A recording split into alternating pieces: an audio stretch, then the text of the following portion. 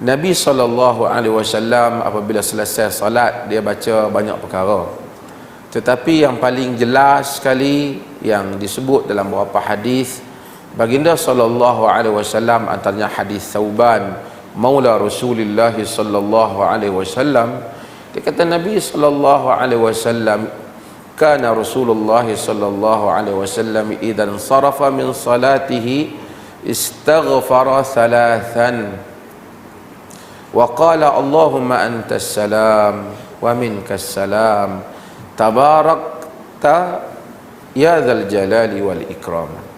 Dalam sebahagian riwayat tidak ada ya dzal jalal, dia kata dzal jalali wal ikram. Kedua-duanya adalah sahih. Kata Thauban, Nabi SAW selepas daripada salat baginda akan istaghfara. Kana Rasulullah sallallahu alaihi wasallam ba'da insirafihi min as-salati, selepas daripada selesai menunaikan salat terus dia sebut istaghfara thalathan, dia beristighfar sebanyak 3 kali. Khalid yang meriwayatkan hadis ini, dia bertanya kepada Al-Imam Al-Auza'i, kaifa istighfar, macam mana istighfar tu? Kata dia, taqul, kamu kata astaghfirullah, astaghfirullah, astaghfirullah, astaghfirullah. Sebahagian orang disebut astaghfirullahal azim, tetapi hadis hanya menyebut dia beristighfar. Al-Auza'i kata, dia kata astaghfirullah, astaghfirullah. Bukan salah sebut astaghfirullahal azim, tetapi oleh kerana tempat ini yang diriwayatkan disebut astaghfirullah, astaghfirullah. Tempat lain kita tak apalah kita nak sebut astaghfirullahal azim ke apa. Tapi di sini selepas daripada sembahyang astaghfirullah, astaghfirullah, astaghfirullah sebanyak 3 kali. Kata Al-Imam San'ani ketika dia bahaskan benda ni, dia kata ini adalah tanda bagaimana kita merendah diri kepada Allah. Macam masa apa kita beristighfar, kita baru je semayang memadamkan dosa, tetapi oleh kerana tanda ubudiyah kita kepada Allah Ta'ala, tanda rendah diri kita dengan Tuhan, selepas kita bagi salam, kita semayang kepada dia, kita minta ampun kat dia, kerana kita tahu kita ada kurang khusyuk, kita pikiran kita melayang, kita barangkali buat tak sempurna macam mana yang sepatutnya. Selepas saja kita bagi salam, terus kita minta ampun kat dia. Ini tanda ubudiyah, kerana agama ini sebenarnya dibina atas 2 saja, abdikan diri pada Tuhan dan minta pertolongan kepada dia. 2 saja agama ni.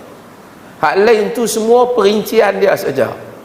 Tapi agama ni nak 2 benda ni, iyyaka na'budu wa iyyaka nasta'in. Hanya engkau kami sembah, hanya kau kami minta tolong. Jadi kita sembah dia, kita minta tolong kepada dia dengan rendah diri kita. Selepas menunaikan salat, astaghfirullah, astaghfirullah, astaghfirullah, minta ampun kepada dia. Dengan rasa diri kita rendah, dengan rasa kita hina di hadapan kebesarannya, dengan rasa hinanya kita di hadapannya di atas kekurangan yang telah kita lakukan di dalam salat. Sebab itu kita lihat wirid-wirid yang diajar oleh Nabi SAW, termasuk Sayyidul Istighfar yang diriwayatkan oleh Al-Imam Al-Bukhari dan selainnya. Ungkapan-ungkapan itu penuh dengan keindahan. Bukan saja dia kata astagfirullah, faghfirli, ampunlah daku, tak. Dihiasi dengan ungkapan yang merendah diri. Abu'u laka bi ni'matika alayya wa abu'u bi dhanbi faghfirli fa innahu la yaghfiru dzunuba illa anta. Aku mengaku banyaknya dosaku padamu. Aku mengaku banyaknya nikmatku kepadaku. Faghfirli, ampunlah aku. Fa innahu la yaghfiru dzunuba illa anta, kerana tak ada yang dapat mengampunkan dosa melainkan engkau. Agama keseluruhannya yang kita amalkan, daripada salat, daripada zikir. Semua Allah Jalla wa'ala nak memujuk ajaran agama ini, nak pujuk kita kembali kepada Tuhan dengan merendah diri kepada Dia, dengan tadhallul, khudu' wal khusyu', dengan merendah diri, dengan tunduk dan dengan khusyuk kepada Dia. Itulah segala daripada ajaran-ajaran yang kita buat. Kita mengaji sunnah ke, mengaji macam mana cara Nabi takbir ke, apa itu semua yang kita belajar itu hanya semata-mata nak membolehkan kita ni tunduk sungguh-sungguh kat Dia macam mana yang Dia mahu. Maka baginda sallallahu alaihi wasallam beristighfar 3 kali dia istighfar. Mungkin kita tanya, kalau buat 5 kali boleh tak? Orang kita dia suka tanya soalan macam tu kan. Kalau buat 7 boleh tak? Oleh kerana Nabi buat 3, kita buat 3 dulu. Tempat lain buatlah berapa ribu pun tidak menjadi masalah. Lagi banyak istighfar lagi bagus. Kerana Nabi SAW menyuruh kita membanyakkan istighfar, memohon keampunan kepada Allah Jalla wa'ala. Sebab itu ini adalah perkara yang besar, yang kita kena tahu di dalam hidup kita. Saya pernah sebut berulang kali, kalau tuan-tuan baca apa saja buku macam-macam, bila kita tengok macam mana nak bagi doa mustajab, macam mana nak lepaskan diri pada masalah, cepat-cepat kita buka. Kalau kita tengok, orang tengok di YouTube ke apa, kalau ada ceramah macam mana doa mustajab, macam mana nak bagi rezeki banyak, ramai orang nak tengok hak tu lah. Ramai orang pergi petua, macam-macam petua nak bagi rezeki banyak, nak bagi hidup senang. Mungkin sebahagian petuanya benar, tetapi tidak ada, tuan-tuan baca sepanjang dalam Quran, tidak ada suatu perkara yang lebih besar fadilatnya, kelebihannya lebih daripada istighfar. Nabi Nuh alaihi salam, hak ni saya ulang, kaum dia, kaum yang jahat, 900 tahun dia berdakwah, 950 tahun dia berdakwah pada kaum dia, jenis degil tak mau terima.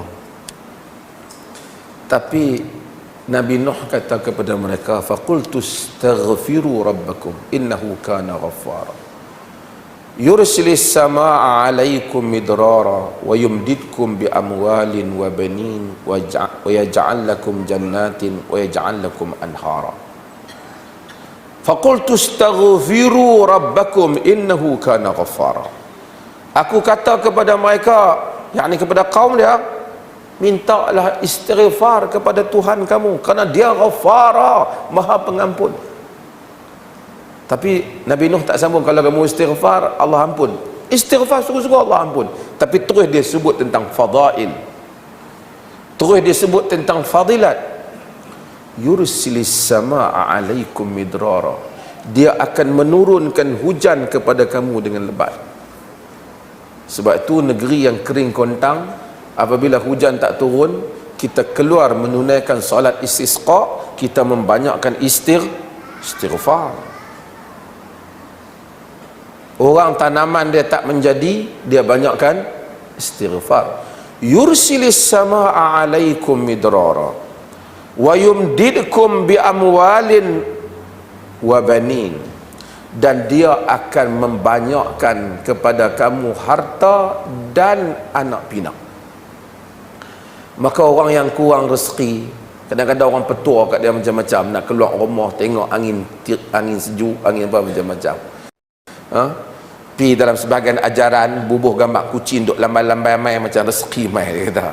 Ada orang kita beli dulu buat ikan lohan, kata ada ikan lohan bola rumah lah rezeki. Semua ni merepek khurafat. Al-Quran melalui lisan Nabi Nuh alaihi salam, Allah kata wa yumdidkum bi amwalin wa banin.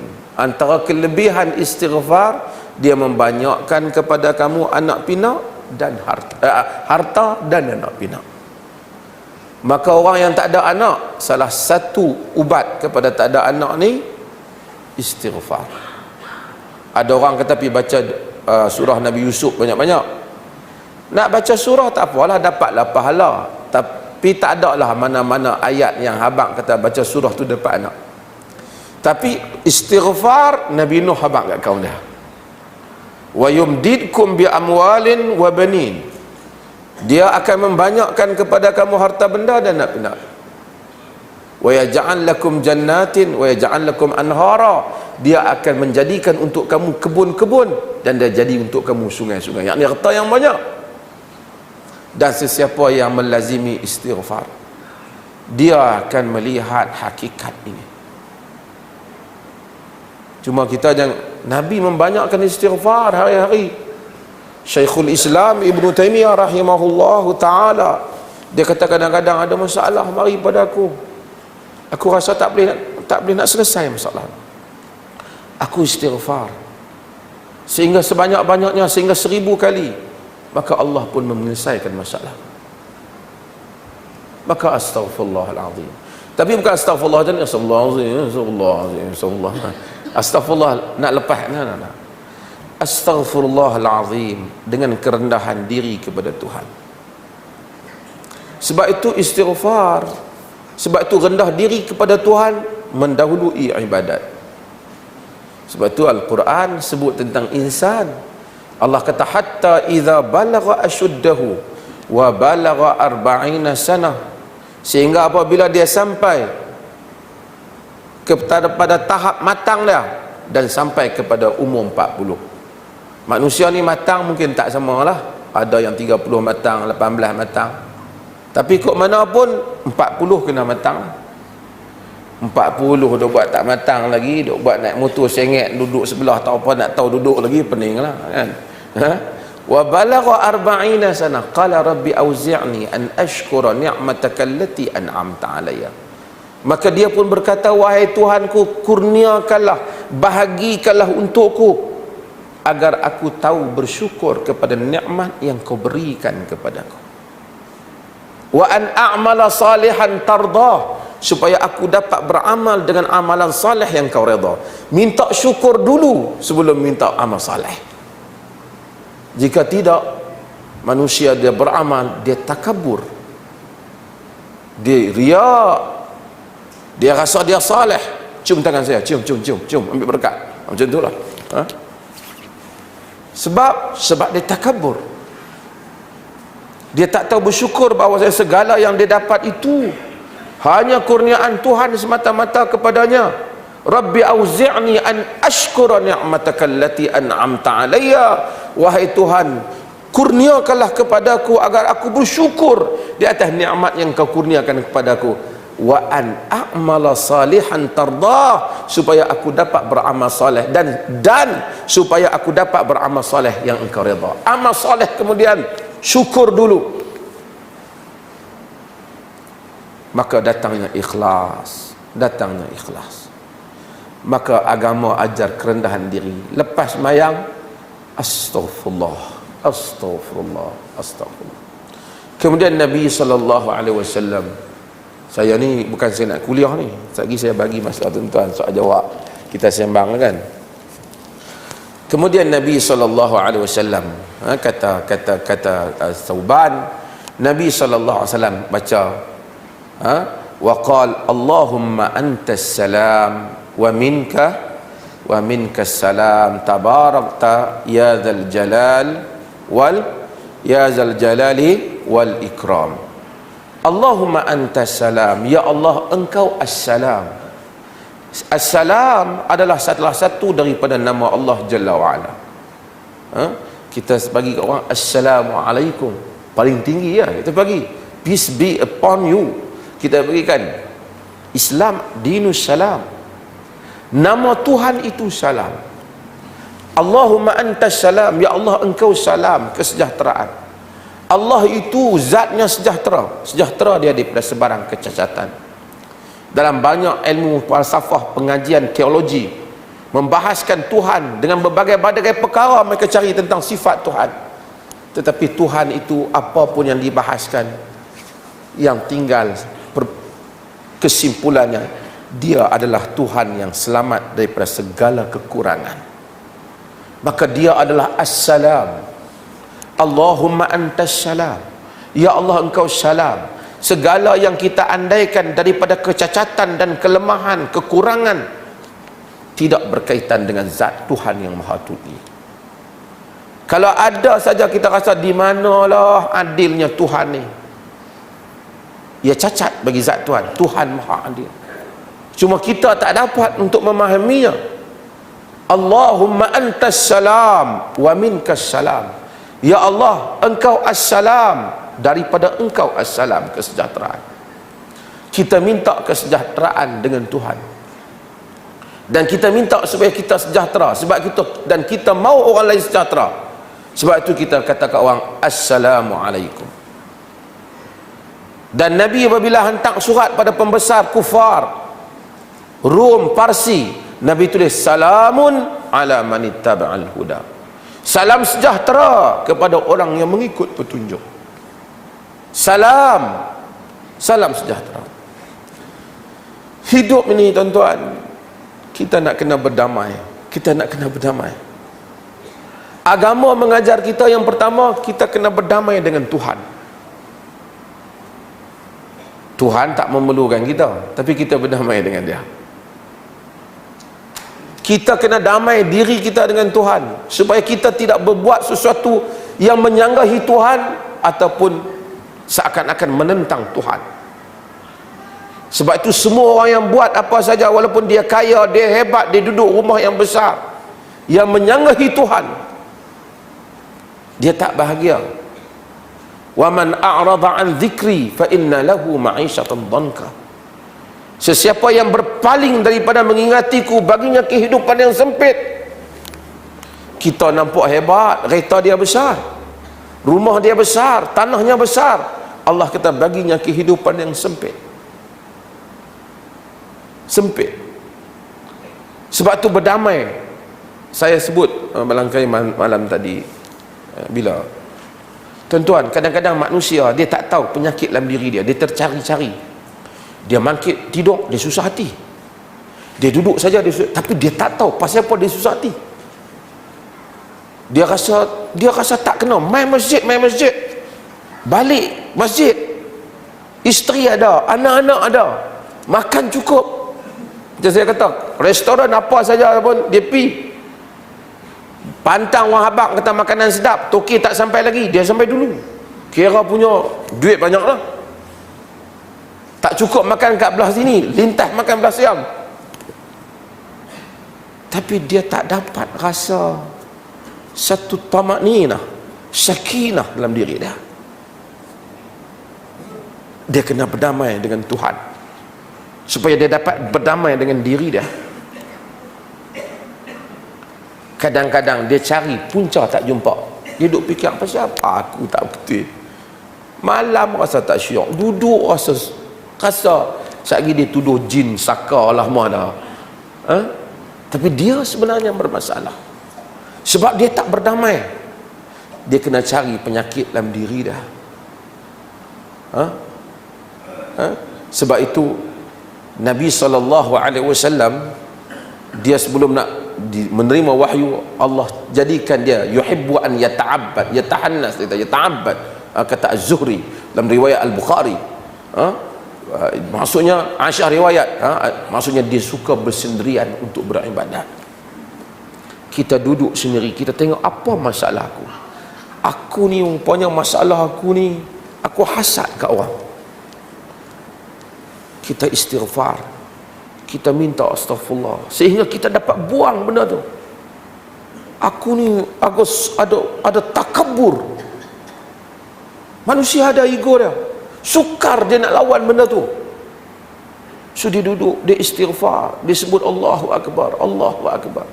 Dia tak boleh nak buang, dia sebut la hawla wala quwata illa billah.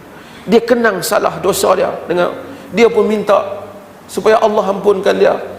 Dia la ilaha illa anta subhanaka inni kuntu minadh zalimin. Dia ulang, dia zikir, dia sebut, sehingga Allah damaikan dia, damaikan jiwa dia. Ni sebahagian orang selalu tanya soalan ni, Saya tak tahu apa yang saya pusing, tapi saya pusing. Saya tak tahu apa yang saya susah hati, saya susah hati. Tak syok, saya rasa tak syok.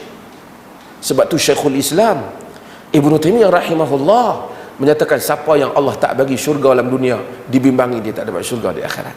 Syurga ada dalam dada kita.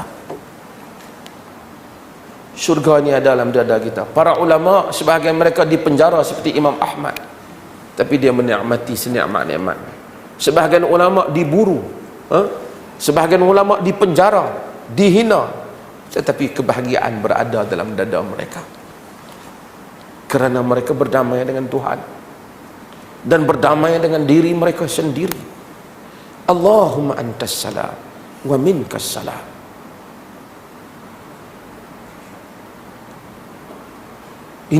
Ini makna yang besar. Allah tidak memerlukan kita, kita memerlukannya. Sebab itu bila kita salat, kita istighfar. Dalam hadis qudsi yang diriwayatkan oleh Imam Tirmizi, Nabi sallallahu alaihi wasallam Allah menyatakan, ya ibadi, law anna awwalakum wa akhirukum wa insakum wa jinsakum ala atqa qalbin rajulin wahidin minkum ma zada dhalika fi mulki syai'a. Wahai hamba-hambaku, jika hak paling awal kamu sehingga paling akhir, tak tahu awal sampai akhir banyak mana manusia, berapa bilion, jangan campur dengan jin sekali.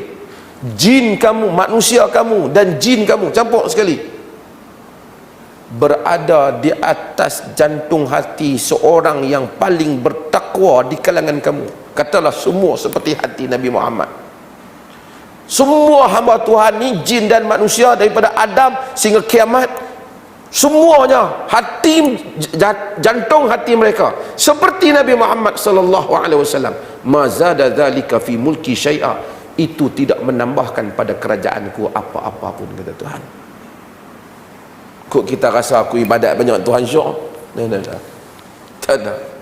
Ghaniyun hamid, maha kaya lagi maha terpuji, tak perlu kita. Maka kita pun sebut Allahumma antas salam wa minkas salam tabarakta ya dzal jalali wal ikram. Tabarak yakni maha berkat, maha suci engkau daripada kekurangan, daripada apa yang mereka tuhmahkan, yakni ta'alait ya dzal jalali wal ikram. Wahai ya dzal jalal, yang mempunyai kemuliaan, wal ikram, yang mempunyai keagungan, dan ikram dan kemuliaan. Dua Allah Ta'ala ni. Allah Ta'ala ni ghani, dia kaya, dia tak memerlukan kita. Sebab tu para ulama, jalal maksud yang bahasa Melayu ni dia singkat, tapi jalal, zal jalal, Allah ni antara nama dia yang ni dia panggil al-asma al-mudhafah. Nama Tuhan ar-rahman rahimin, kan, arhamur rahimin, maliki yaumiddin, nama yang kena kembang, tak boleh sebut dia. Dzul jalali wal ikram, kembar nama dia. Dzul jalali wal ikram, dia jalal dengan segala keagungan, yang mempunyai keagungan dan kemuliaan. Allah Ta'ala agung tanpa memerlukan kita mengagungkannya, tapi dia berhak dia agung. Sesiapa yang tidak ta'zim, menghormati syiar Allah, maka dia menyanggahi nama Allah Jalla wa'ala. Dan dia ikram, dia mulia, dia memuliakan, dia dimuliakan. Dia beza.